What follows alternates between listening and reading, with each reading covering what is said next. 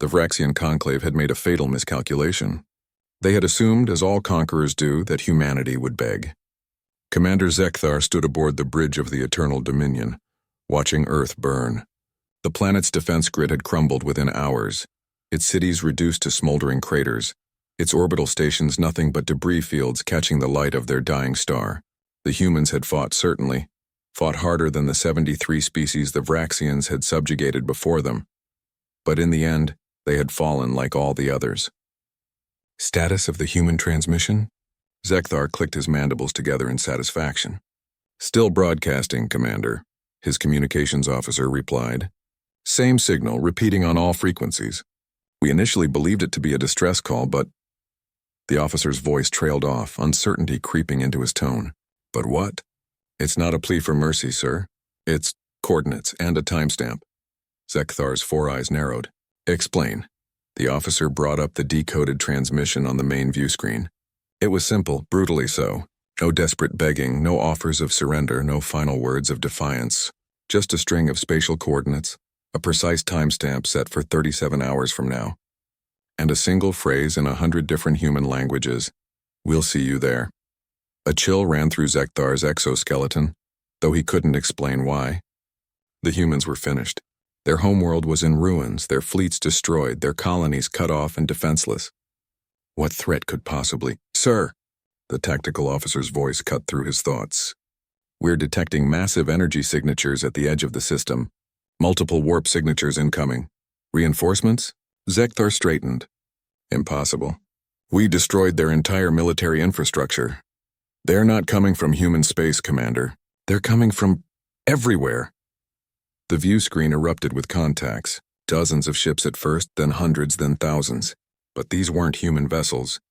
Zekthar recognized the sleek curves of Andorian cruisers, the crystalline forms of Luxari dreadnoughts, the bioorganic hulls of the mycelian swarm ships, species from across the known galaxy, many of whom had never even allied with each other, all converging on Earth's coordinates. This makes no sense, Zekthar growled. Why would they defend a defeated species? His science officer pulled up data files, her appendages trembling. Commander, I'm reading through intercepted communications. It appears the humans didn't send a distress call to these species. They sent something else, years ago.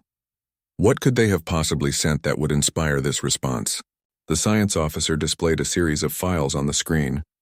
Medical data, agricultural techniques, terraforming algorithms, faster-than-light theories, clean energy schematics, artistic works, philosophical treatises, music.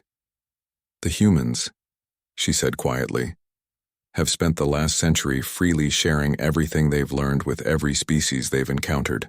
No payment required, no territorial demands. They asked for nothing in return. Zekthar felt his certainty crumble. That's inefficient, foolish. Perhaps, but when the humans sent out their final transmission, they didn't send it to their allies.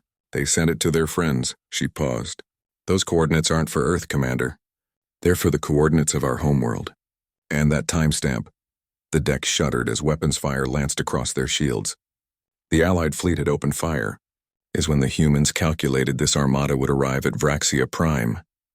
Zekthar's blood ran cold. How many ships did they muster? Over 4,000, sir. Every species humanity ever helped. And they're not here to defend Earth. The tactical officer's voice was hollow. They're here to escort something. On the screen, space itself seemed to tear open. A single massive vessel emerged from the rift, dwarfing even the largest dreadnoughts in the Allied fleet. Its hull was a patchwork of different technologies.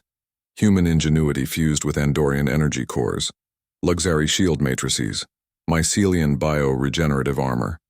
A collaborative masterpiece. Identification? Zekthar demanded. The ship identifies itself as the Terran Reckoning, sir. It's broadcasting a message. A human face appeared on screen. An older woman, her features weathered but her eyes burning with cold fury. Admiral Sarah Chen, commander of Earth's last deep space research station presumed destroyed weeks ago. To the Vraxian conclave, she began, her voice steady. You came to our world expecting us to beg. You don't understand humanity at all. We don't beg. We don't surrender. And we never ever forget our friends. She leaned forward and Zekthar saw behind her a bridge crew composed of a dozen different species, all working in perfect coordination. You thought destroying Earth would break us. But humanity was never just a planet. It was an idea. The idea that we're stronger together than apart. That kindness isn't weakness.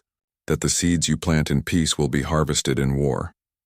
The Terran Reckoning powered up weapon systems that drew energy from all 4,000 allied ships simultaneously, creating a network of destructive force unlike anything the galaxy had ever seen. We spent decades sharing our knowledge, our culture, our friendship with the galaxy, asking nothing in return. Today we ask for one thing. Admiral Chen's expression hardened. Justice. The coordinates humanity had broadcast weren't just targeting Vraxia Prime. They were tactical data, battle plans, intelligence reports on Vraxian military installations across their entire empire. Information humanity had quietly gathered while the Conclave assumed they were too naive to think of warfare. As the Allied fleet began its inexorable advance, Zekthar understood the truth too late. Humanity hadn't sent a plea for mercy. They had sent an invoice, and the galaxy had come to collect. The Eternal Dominion tried to flee, but there was nowhere to run. The coordinates had already been transmitted across the galaxy. Every species humanity had befriended, every civilization they had helped knew exactly where to find the Vraxians. In the end, the Conclave learned what 73 conquered species had never been allowed to teach them. That humanity's greatest weapon wasn't their ships, their technology, or their soldiers. It was their ability to inspire others to fight alongside them. The final transmission ended with 7 words that would echo across the galaxy for generations. We'll see you there. And we did.